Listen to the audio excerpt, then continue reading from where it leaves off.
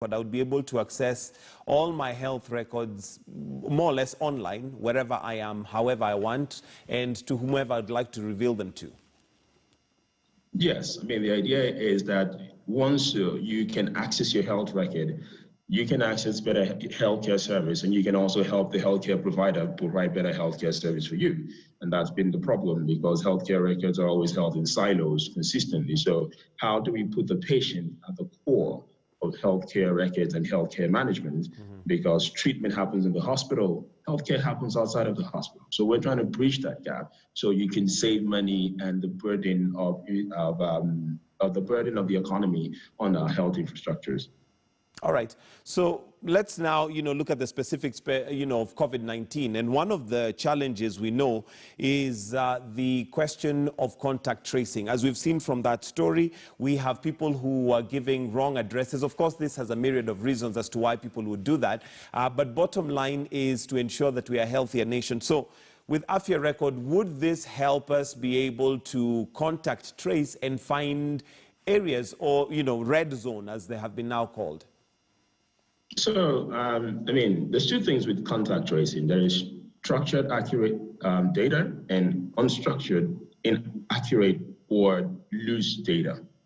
And for you to contact trace anything, you either have to work with structured data, where you work with governments and the data that they have, or you assume that you work with people who you assume on good faith will give you accuracy of data. And that is not a very viable option without the first one. So what Afya Rekod does is because our platform initially was built around keywords and geo-tagging from last year when we started developing for our alert system before COVID happened. What the platform allows the government to do is we digitize the case investigation form from step 1 to step 5, which basically means from the day the person goes to get tested, so we base our philosophy on structured data first. From the day the person goes to get tested, when they walk in, their details is digitized. So from their phone number, every information about them. So the minute you enter the information about the person, their location, we can see a map that pops up. So we begin to see everybody that is getting tested in Kenya or in a particular county. So now you have visibility of the spread of the test in real time. Now, as that moves on to the lab technician who verifies that the person is positive or negative, again, the system shows you a change of color to either red or yellow. So now you can also see within the same visibility how many people are positive, and then you can begin to create more decision-making protocols around what do I do next. And because you can see your whole county, you can understand where the people have come from who have tested positive or where their movements are. Then as a county, you can now begin to create your own quarantine zone. So you can create a red zone, you can create different types of zones based on the data, the accuracy of the information. And the parameters that you want to set. Could it be 5 meter radius, it could be 50 or 100. Once you've done that, it's called a virtual fence. Now, what happens is really simple. Somebody else has the application, I have the application, you do. When I hit that virtual fence, instantly the platform sends me a message that I've just entered into a high-risk location. Now, that is where you capture the imagination of the person, because the idea is for us to protect ourselves without necessarily, creating problems for our privacy. So once a person gets that message, you're sanitizing their mind that they need to be careful. They've just entered a real hot zone, which it has been established because of accuracy of data. A lot of people here have tested positive or have been tested or different parameters. Once the person leaves that zone, now we take the person and cluster them into a yellow zone. Now they're potential risk. So we can now track and follow the person, understand who they come in contact with. And those are basic stuff that you do. Understand where they've gone, who they've come in contact with, how they move from one location to the other. But the interesting thing here is that, like I keep talking to all the health practitioners, to manage any disease or any outbreak, you have to sequence the symptoms. And symptoms are keywords. That's all they are. Right. Keywords. What is the keyword here? So because we are sequencing the symptoms and the location, it basically means even when you've gone, and yes, I've traced everybody that you've come in contact with, the symptom still remains in that location is still extremely dangerous. Right. So other people come in contact with that location, and we call them people who are not directly correlated or even indirectly correlated with you. Now, how do you track the consistent movement of that symptom? If you track the human being, you will only be able to solve some of the problems. So we call it location and human cluster. You track both of them, and the same time is the bridge between the two. And that is what Afya Rekod does. And at the end, we've digitized that form for the government, the one that they use right now.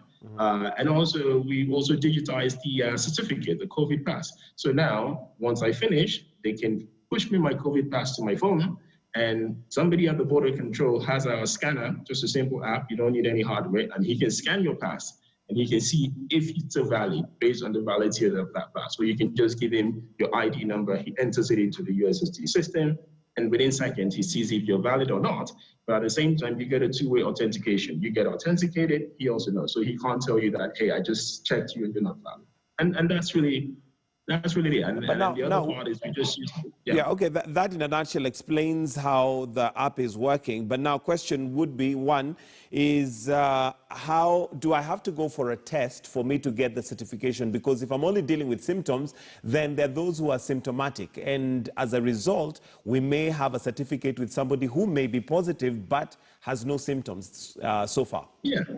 So that's why I said there's structured data, which is where we give the government a platform for them to be able to do this in a structured way.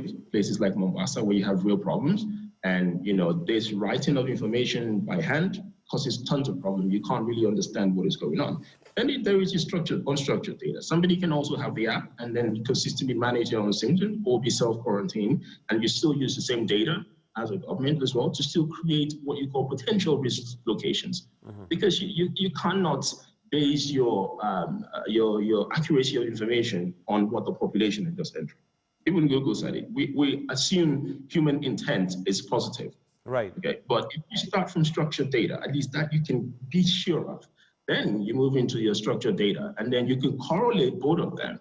And so, okay, based on the unstructured data and the good intent of the population who are using the platform, we understand this, but based on the structured data, we know this for sure. So we can map this together and create different types of, quarantine locations across, the county or the country. All right. Now, the other question, of course, that many would want to know is when we have this kind of a database, which is very personal, you and I'm sure know by now that, personal data is the new gold. Who is the custodian? Who takes care of this whole system? And how safe is my data? So we launched with Telkom Kenya about 3 weeks ago. So we host our platform with Telkom. We are working with Microsoft.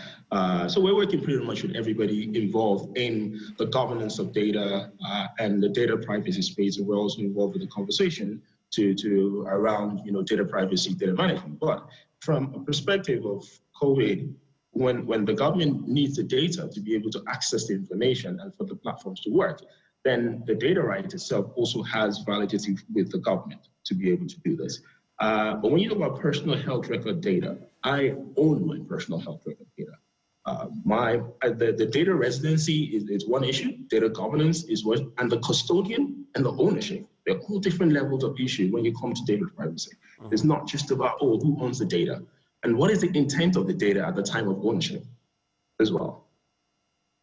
All right, and if I own that data, that means that I have full access. So in short, what you're saying is this is the data that I will have full rights and protection over via an app. So how do I access it? Is it just with my phone? Is it a PIN number? And how do I then share this information with, for instance, if I went to a doctor and they needed my health records, how would I, now transmit that record to them?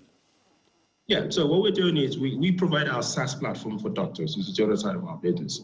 Our SaaS platform allows the doctors to manage the patient data and communicate with the patients, especially patients who have chronic illness. And we're working from level 1 to level 3, where all the data is lost.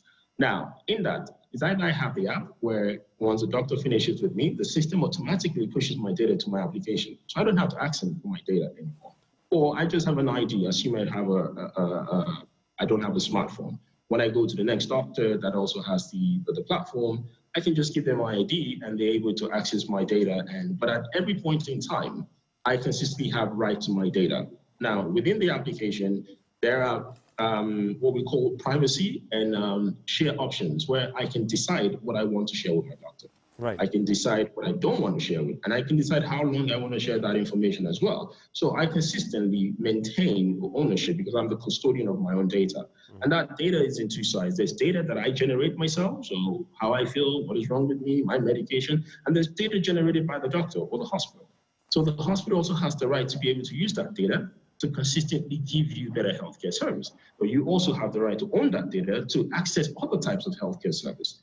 And the data that you generate yourself, you then have a right to decide, do I want to give it to the hospital or not?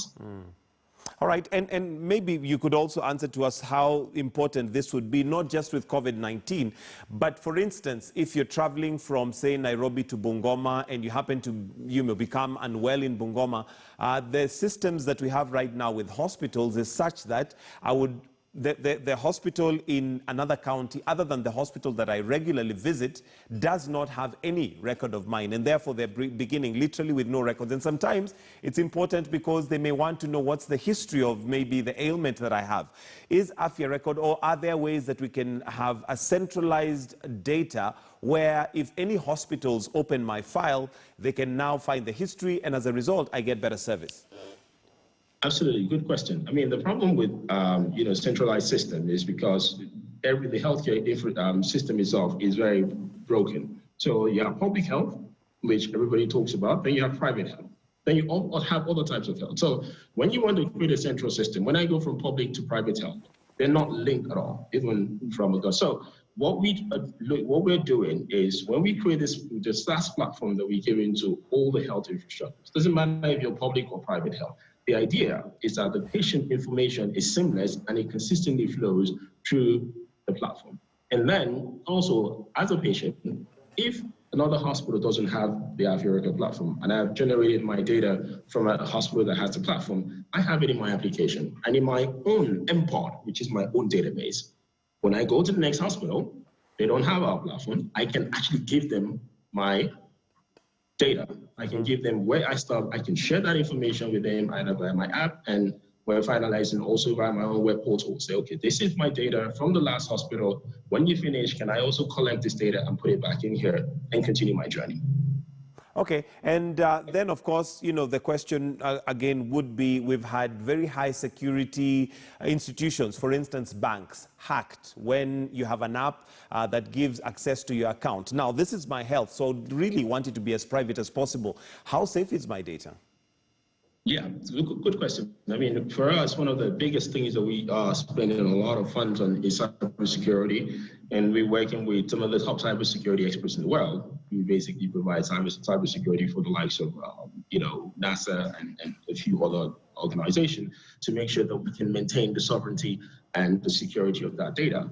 And part of what we're doing, which is our IP from a technology perspective, we do things called MPOD, where it becomes difficult for you to hack multiple levels of data. You can only just see what is called the description of the data, and the pod itself is the data of that individual, which is not visible because it's encrypted. But the description, you see that, but it doesn't necessarily tell you what the person is or how. So we are innovating quite a number of new cybersecurity technologies, and also, blockchain technologies that allow us to secure information and also secure the prescription of that information, and secure how that information is also stored. And that is probably our biggest strength with the global networks that we have and we're connecting with, to also work with folks around the world who are doing amazing stuff in cybersecurity.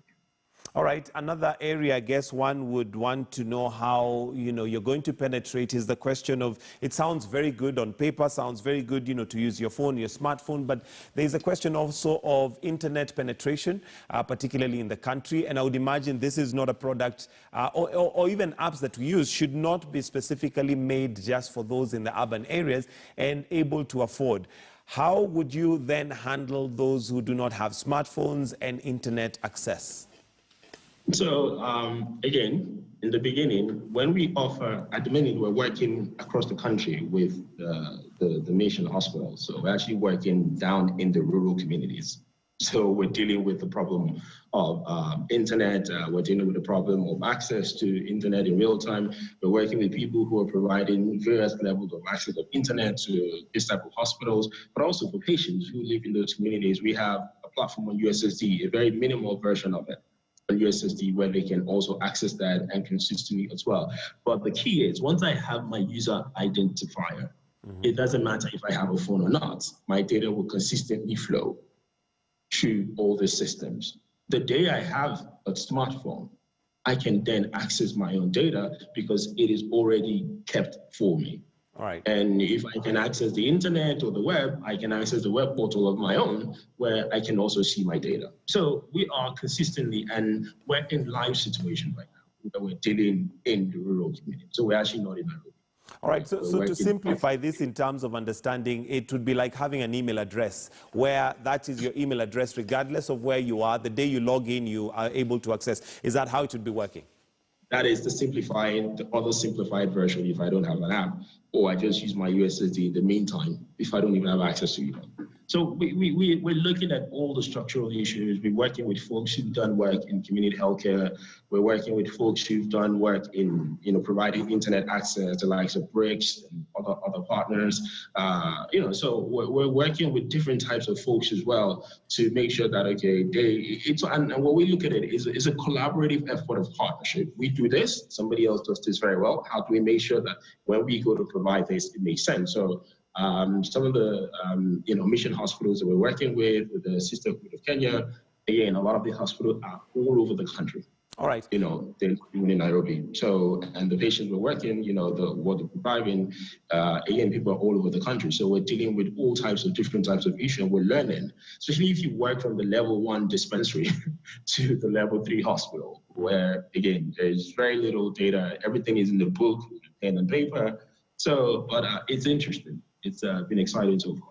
All right, and another area that maybe, I don't know whether your app would be able to take care of this, that we suffer in this day and age, and this is not just with COVID-19 generally, is the area of fake news. We have a lot of fake news that goes around when it comes to, our health, but it is amplified when we have, for instance, a pandemic. You'll remember that there was a time it was said if you take hot water, it, kills the germs on your throat, and there was all sorts of things going around. There is, you can take ginger and garlic, and that will also sort you out. Fake news. How do you deal with fake news with this app? Does that help in any area? Absolutely. I mean, within the application, again, we have a portal where you have information that comes automatically from the likes of the World Health Organization or from the country. What's actually interesting, you said that we launched with Nandi County just about 2 weeks ago, our USSD platform for managing fake news within the county, where they actually, within that USSD, it is actually pushed by the county themselves.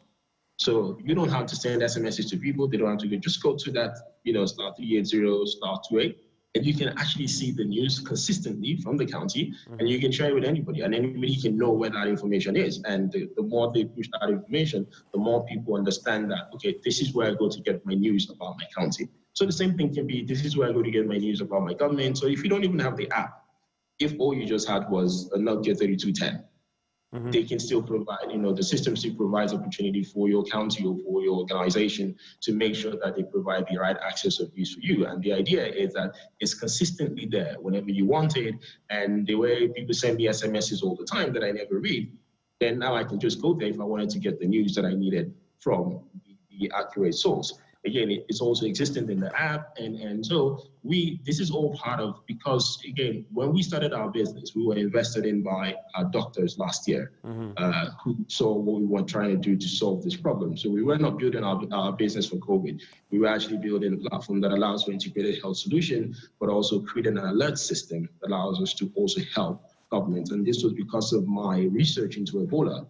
That's actually where we started this last year. So we not just jumping on a bandwagon and building something for COVID. That's not our business. We're building systems that allow us to manage different types of diseases. All right. Manage this problem as well. Okay, and as we wind up, John, there was a lot of information going around over the weekend and into the week on apparently, something to do with Google having, access to our phones, and they're snooping on us. And this being your forte and area of expertise, what would you say? I'm sure you probably came across this information. What would you say about can you clear the air of what that is all about? If I go to my phone right now and go to settings and Google, there's actually an application there written COVID-19 exposure notification. What is that? I have the same thing on my phone as well too, but it's just exposure notification. What it does is people are trying to help for proximity of information for us to be able to constantly manage and track this. But it only works if your government has applications that actually deal with COVID contact tracing. The system itself doesn't work on its own. It's interdependent on governments or organizations or countries having applications that manage COVID. So within those applications, then Google can pick information off the back of that, and also then using Bluetooth technology, be able to also set other people who have activated the Google notification about what is happening from that one person's app to another person who might not have the application. So it's not really, they're not snooping on you at the minute or telling you that somebody has COVID until, applications within your ecosystem that are solving that problem are now part of that network. All right, and all right, John, as we wind up, we are out of time, and maybe your closing remarks. Now, Afya Rekod sounds like a great idea and something that is, a great innovation. Is it already in operation? Is it something that is yet to be launched? Where are we on that? So we launched with Telecom Kenya about 3 weeks ago. We're live in Nandi with news management solution, and also they're going to start using it to monitor remote patients. We are live with a few of the mission hospitals that we're testing with right now, and also we are live with a few other hospital chronic disease partners, and we are talking to a few counties around our contact factory. So we're live in our beta test fully in the market in a number of different places. All right, thank you very much, John Kamara, for joining us this morning and just giving us insight to applications that possibly are out there that help us manage our health data, which is important, and of course, that being brought to the fore, particularly now at a time of COVID-19. John Kamara is the founder and Chief Inspiration Officer at Afya Rekod. And it brings us to 8 o'clock right here on Morning Express. We are going to take a break, but do